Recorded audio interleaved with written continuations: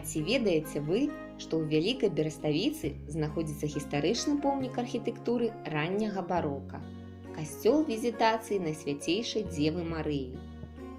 Большасць гістарычных крыніц сведчыць аб тым, што касцёл быў пабудаваны ў 1615 годзе па фундацыі Гераніма Хаткевіча і асвечаны ў гонар звеставання Найсвяцейшай Багародзіцы.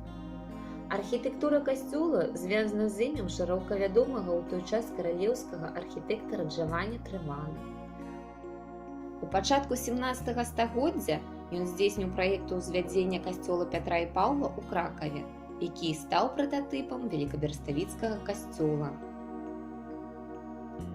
Вядома, што лёс старога мураванага храма багаты на розныя цікавыя гістарычныя падзеі. За сваю доўгую гісторыю святыня здолела перажыць вялікую колькасць войнаў.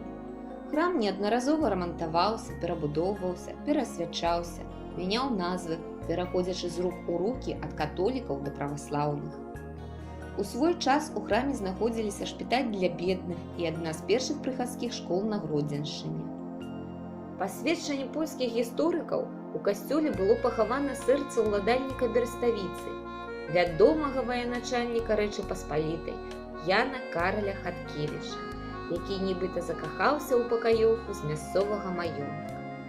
І цяпер, кажуць у народзе, адзін раз у год белая здань падымаецца над будынкам касцёла і ціха плыве над Бераставіцай.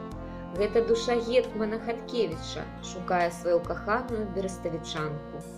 І хто ўбачыць гэта відовішча, той будзе дужым, смелым, каханым і вельмі шчаслівым.